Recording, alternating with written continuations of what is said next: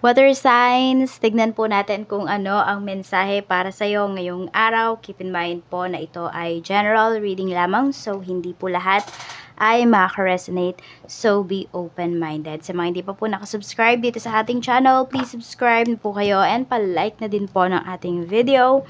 At sa mga nais naman po mag-avail ng ating private readings ng ating Evil Eye Amulet, makikita nyo po yung link sa description box below. Tignan po natin kung ano ang mensahe para sa iyo.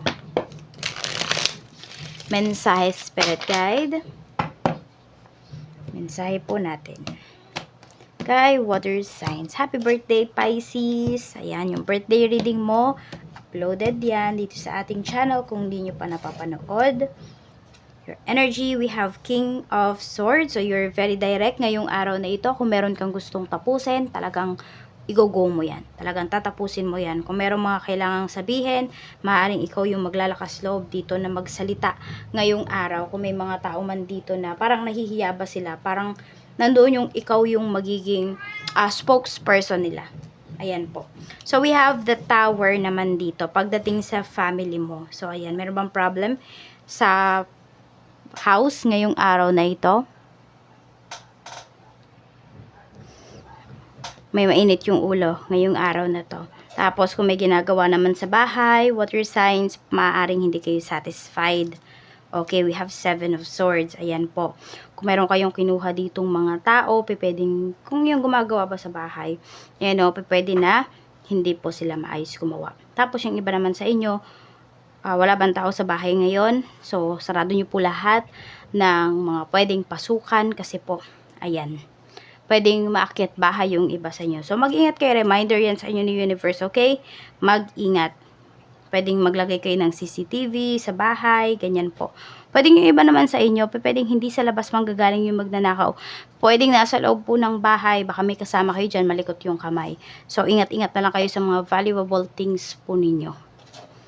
Or sabihin natin, pwede kasi na yung iba sa inyo, wala ba kayong bakod, or yung, basta parang, meron dito yun, nakakapasok na lang ba basta-basta yung mga tao sa bahay, yung mga ganon, easy access ba pagdating sa bahay, kaya po, itago yung mga valuable things po ninyo. Parang wag nyong ibalandra. Tignan natin kung ano pa yung mensahe for you, water signs, pagdating sa mga friends mo. Sa mga kaibigan, we have the world. May mga kaibigan ka dito na hindi natutuwa sa mga achievements mo. Kaya siguro medyo iwas ka na lang din talaga sa pagsabi ng mga good things na mga nangyayari sa buhay mo. Ayan po. Meron naman dito, friend mo na nakapunta lang ng ibang bansa, ganyan. Parang feeling mo kung sino na. Meron ganyan na ikaw, meron kang ganyan na kaibigan. Oo. Meron pa rin namang mga humble, pero mas marami yung medyo mahangin na talaga. Ayan o, Ace of Wands. Tapos meron din naman dito, hindi ko man nakikitang yayayain ka. Kung hindi, meron dito po na travel na friend mo. Ayun. Pwedeng niyayaya din kayo, pero alam mo yung hindi bukal sa loob, yung pagyaya niya sa inyo. Nafe-feel mo yon, water signs. Kaya parang hindi mo na lang din talaga siya ine-entertain or nagsasabi ka na lang siguro na, pasensya na busy ako, ganun. So, ikaw na lang din talaga siguro yung umiiwas sa kanya para ba wala na maging masyadong problema. Okay, check naman po natin pagdating sa love life mo. Sa love life, we have 5 of Wands. Maraming tumututol pagdating sa relationship mo. Pwedeng maraming nangingialam, water signs. You know, we have 5 of Wands. We have 10 of Swords. Yun nga. Ito yung pwedeng nagiging problem ninyo ng person mo.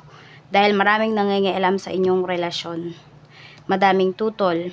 Pwedeng lagi kayo nag-aaway because may betrayal na nangyari dito. Medyo down yung energy ng iba sa inyo ngayon. New love. Ayun po, yung iba sa inyo, pwede kasi na meron kayong bagong makikilala for some of you. Pwede naman, kung sino man tong kadil ninyo, pwedeng new person to at ayaw sa inyo ng pamilya. Or vice versa. Yan. Meron naman dito, pwede po na ito kasing taong kadil ninyo ngayon, pwedeng hindi po talaga siya yung forever ninyo. Kaya meron ditong new love, may tao pa na darating sa life ninyo. I know for some of you, naiinis kayo, bakit ganon? Hindi po, siya po yung gusto ko makasama. But kasi, always remember na may mga tao din naman talaga na meant to be magstay sa life natin. At meron namang mga tao na magbibigay lamang ng lesson sa buhay natin. Ayan. Kaya kung open-minded kayo, if hindi kayo naka-resonate dito sa reading, let go nyo lang. Pero kung kung alam nyo na hindi para sa inyo to at may stress kayo, ay nako, mahihirapan kayo niyan. Sige. Tignan natin kung ano pa yung mensahe para sa iyo pagdating naman sa kaperahan. Sa kaperahan, we have 9 of Swords. Nai-stress yung iba sa inyo. Medyo mabigat ba yung pinagdaraanan ninyo ngayon, water signs? We have the Chariot. Sinasabi naman po sa inyo dito kung ano man yung problems niyo in terms of money is matatapos siya. So, hindi po siya pang forever. Lahat ng problem natin dito sa mundo ay temporary lamang. We have the Chariot. So, may success na paparating dito para sa'yo. May perang paparating para sa'yo. Ayan, pwedeng ito ay galing pa sa ibang bansa. Baka ito din. Baka may friend ka naman dito na magbibigay talaga siya sa'yo, tutulungan ka niya. Ayan. Pero ang more on nakikita ko dito, water signs, yung mga pera po ninyo galing sa ibang bansa or maybe kayo talaga yung nasa ibang bansa. Ayan. Tignan natin, ano pa yung mensahe pagdating sa pera, sa career naman po, we have Knight of Coins. Ayan. Pagdating naman sa iyong career, yung iba looking forward pa rin kayo or looking kayo na makahanap pa ng mas magandang trabaho. Ayan o, yung iba sa inyo, parang hindi pa kayo kontento sa kung ano yung work na mayroon kayo ngayon. Pero, pinagbubuti nyo naman kung ano yung inyong trabaho. So, wala naman pong masama. Diba, na mas maghangad pa. Lalo na kung nakikita ninyo at alam ninyo sa sarili ninyo na madami pa kayong pwedeng ibigay at mas malaki pa yung pwede ninyong kitain. Pagdating naman po sa business, tignan natin. Sa business, we have Judgment. Medyo naguguluhan kayo dito pagdating sa business. Okay, Page of Cups. Pwedeng meron kasi dito na ayaw ba ninyong makadeal? We have the Magician. Pero kailangan ninyong makipag-deal dito sa taong ito. Kailangan lang mas maging wiser po kayo. Ayan, mukhang may makakausap kayo dito na medyo magulang ba, ganun.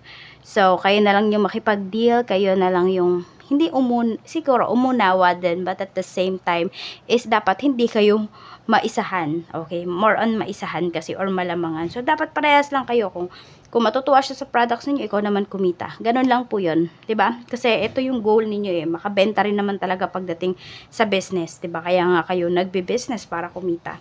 Tingnan po natin ano pa yung mensahe para sa'yo. Mensahe pa para sa'yo, Spirit Guide. Mensahe pa po natin kay Water Signs, Cancer, Pisces, and Scorpio ngayong araw na ito. We have Declutter. Ayan po. So, some of you, kaya din kayo nahirapan, kaya may mga negative energies. Tignan nyo, medyo maraming negative energies ngayong araw sa inyo. Kasi, pwedeng may mga bagay dyan sa buhay ninyo, sa bahay ninyo, na kailangan nyo na talagang itapon, kailangan nyo nang ipamigay, pero tinatambak ninyo sa bahay. So, linisin ninyo yung bahay po ninyo. Kasi, nahahatak ninyo yung mga negative energies. Kapag may mga gamit kayo sa bahay na hindi nyo naman ginagamit, pero nandyan pa rin nakatambak, inaagiw, naaalikabukan. So, let go nyo na po yung mga bagay na yan. Ibig sabihin, hindi nyo sila kailangan sa bahay ninyo, sa buhay ninyo, kaya hindi nyo na po sila napapakinabangan. So, declutter. Mag-declutter na kayo ngayong araw na ito, if you have time.